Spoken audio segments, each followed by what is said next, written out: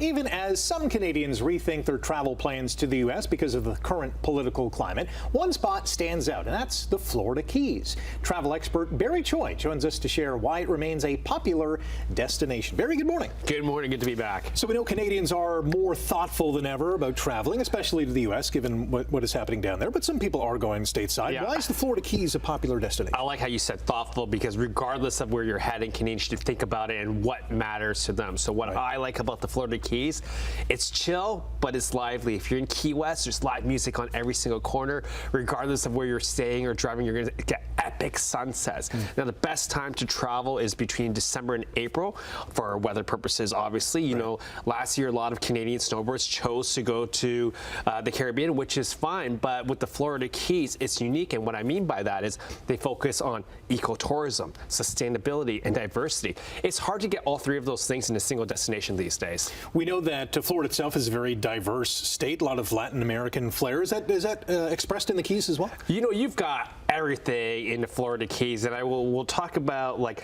what you can see more than anything. So what a lot of people don't realize is it's actually on the Great Florida Reef, right? It's actually the largest living coral reef in the United States, the third largest barrier reef in the world, right?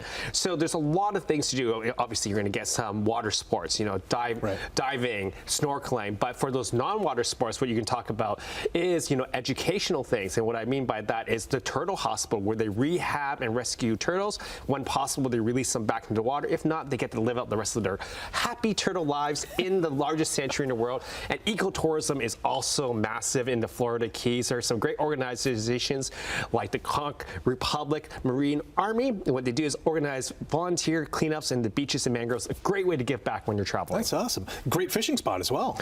You know, great fishing spot, and really depends on where you're visiting. So I tell people, it's like, think about all the different keys that are available. You know, there's over, I believe there's about 1,400 islands, I don't remember off the top of my head, 42 bridges. So let's go through some of the 5 most popular places. Right?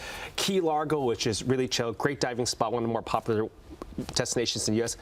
Isla Morada, which is the sport fishing place. I don't know if you're into fishing, but a lot of people like that. And even if you don't, you can just take some tours and enjoy it.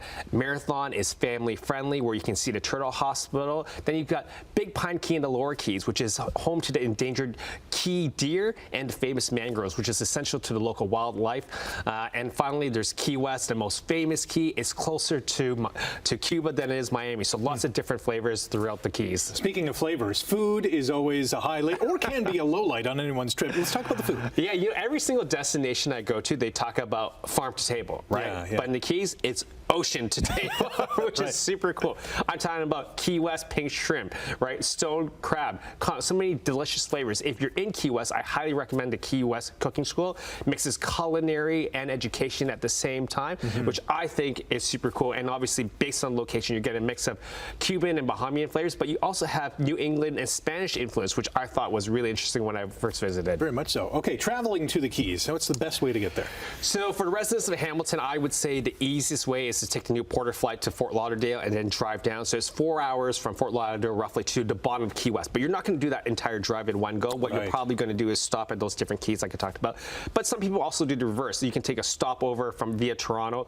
You'd have to stop over in, say, like Atlanta, Washington, or New York, and then fly right to Key West, and you do a reverse drive. Either way, if you have a rental car, keep in mind that you could rent for one airport and return it at the other airport. So lots of different options. Having that rental car is essential. Got 30 seconds. Is there a spot around the world that you're eyeing for your next travels? Well, it's got to be Key West. That's what we're talking about, right? Especially for those who are snowboarders looking for something different.